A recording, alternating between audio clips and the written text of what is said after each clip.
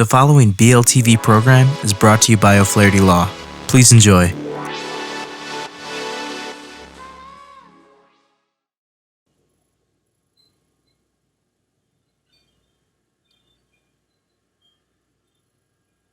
Hi, this is Heather Jones, and I'm a Wisconsin family law attorney with O'Flaherty Law.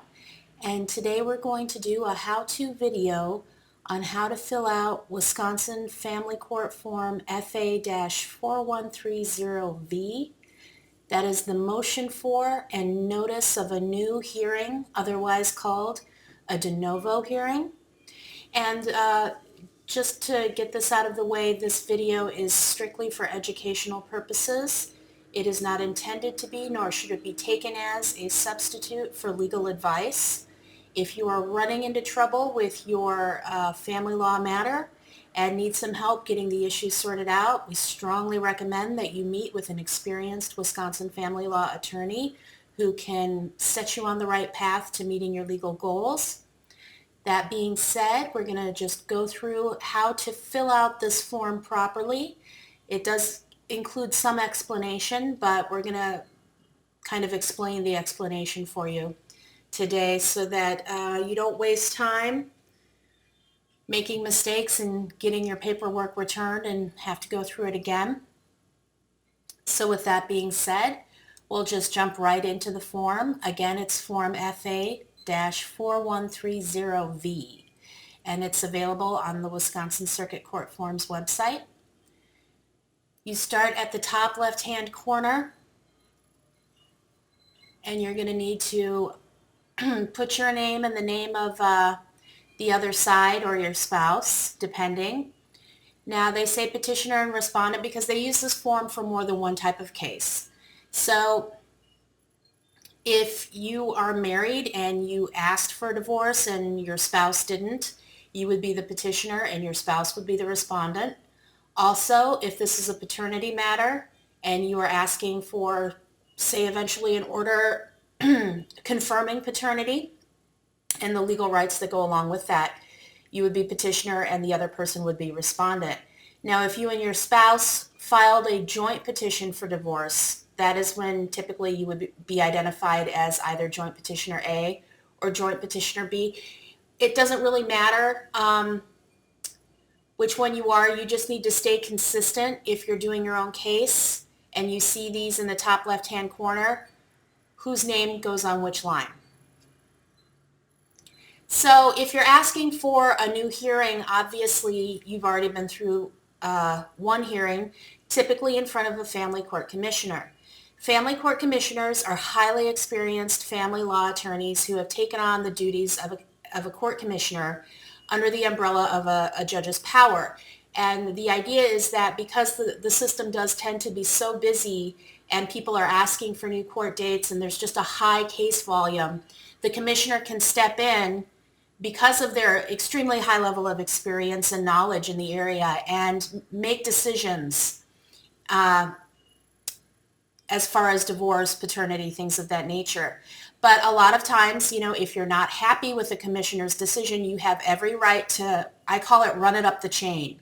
Run it up the chain to the judge. And that is when you ask for a new hearing. And you're asking for a new hearing in front of a judge. You don't like the commissioner's decision, whatever that decision was, whatever basis the commissioner gave you for it. So you already know what county you're going to be in. You're going to fill that out. Typically you know prior to filling out this form what county you're in. If you are unhappy with the commissioner's decision, there should be an order already entered. It's helpful prior to filling out this form to just have the order sitting next to you. That way you can just refer to it for things like county and case number, because you should know the county and you already have a case number assigned, which is where you'll put it here. The top right-hand corner of the form, you leave that blank. That is for the clerk of courts to stamp your document when it is properly filed. You want to completely stay out of here. This area is not for you. It's for the clerk of courts to do their magic. So because this form is used in more than one kind of family matter, you've got this little line here where you can either check the box if it's about a divorce or if it's about a paternity.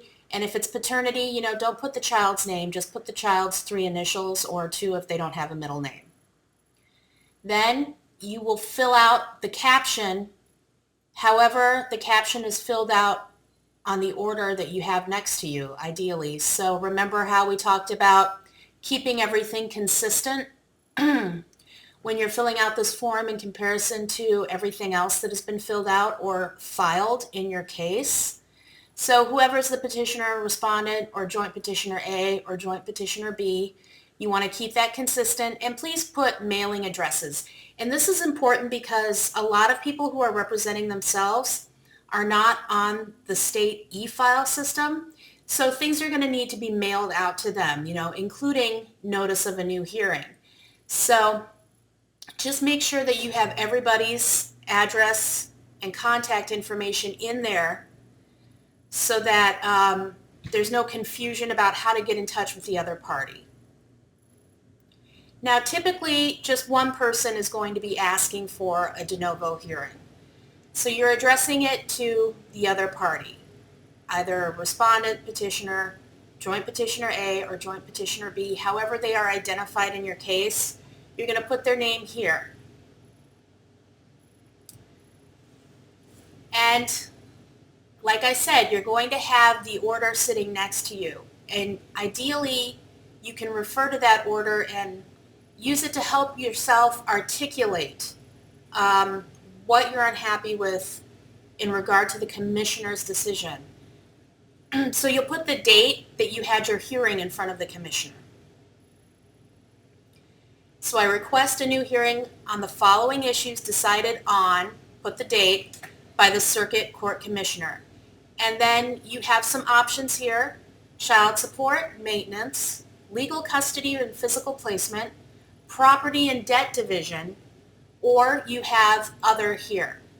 Now what's important is if it's something other than what's listed here and you need some more time, or more space I should say, to adequately explain why you're asking for a new hearing, you would just put C attached right here. You would check the box, fill out C attached, and then on a separate sheet of paper, you would write out your argument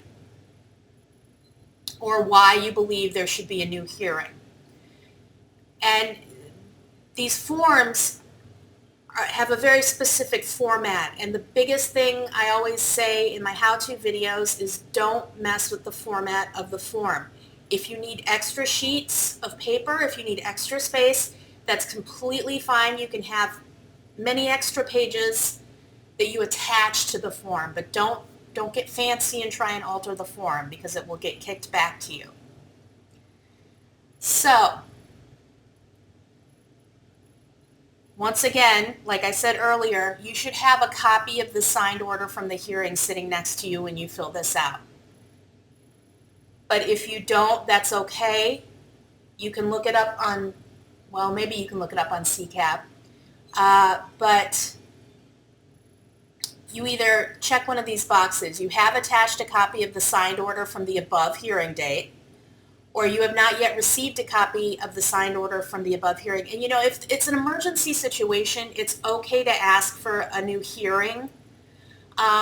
Even if you haven't received the order yet. Of course, you were present in court. You know what decisions were made. You know whether or not you have a serious problem with it. And if it's a time-sensitive matter, you want to turn around and ask for a new hearing as quickly as possible because, these things can take time to set up. So if it's some kind of an emergency thing like child support, then yeah, you need to go in and ask for a de novo hearing as quickly as you can. That's just common sense. Just act as quickly as possible and as thoughtfully as possible to move things along in the direction it needs to go. So this next part is a box, and that's for the clerk. The clerk will schedule the de novo hearing, the new hearing. So don't put anything in here. Just leave it for the clerk, and they will take care of it. That's something that they're great at. In between these boxes, you'll see the court may review any decision made by the circuit court commissioner in the order being reviewed. Well, that's not unusual. That's asking, the judge isn't going to make a new decision if they don't even know what the old decision was. I mean, they're going to look at the entire situation before they weigh in on it. If you require reasonable accommodations to participate in the court process due to a disability, please call blank prior to the scheduled court date. Please note that the court does not provide transportation. So you can look up the phone number for reasonable accommodation on the county circuit court clerk of court's website. And if you don't know it, you can just call the clerk of courts in your county and ask them, but it should be included on the website somewhere. And yeah, you do want to print that number on the notice of hearing. You're going to see it on every notice of hearing. And it's just, the reasonable accommodations are just if somebody needs like hearing any assistance in hearing the judge, or if they possibly need furniture to be rearranged or something of that nature, just reasonable accommodation. It's not typically for translation services, so if you know the other side is going to need help with translation, that might be something to bring up with the clerk of courts and just get out of the way up front so that you've crossed your T's and dotted your I's and your filing will be faultless. So then you're going to just sign and print your name. Again, include your contact information and the date. They put the state bar number space in here because some attorneys use these forms, and that's fine. But obviously, if you don't have a state bar number, you're not going to put anything in there. So here's something big, and we talked about this a little bit earlier in the video. A copy of this request must be served by mail on all other parties who appeared at the original hearing. Typically, this is just two people, yourself and the other side. But if somebody else was at the hearing and you're asking for a new hearing, you do need to mail them a copy. And you should probably fill out and file an affidavit of mailing to that effect once you've done it. And that is also a form that can be found on the circuit court website. And that is just common sense. Not only do you need to mail it to them, but you need to be able to prove that you mailed it to them, because if you can't, they could always come back and say, oh, I didn't get anything, I had no idea. So you want to really cover yourself on this, and if you mail something to someone, you need to be able to establish some kind of proof that you did that. Finally, and I say this in all my how-to videos, and we've already touched on it once, don't modify the form. If you need more room, that's totally fine. You put it on a separate sheet of paper and attach it to the form. That's why they say that you can supplement with additional material.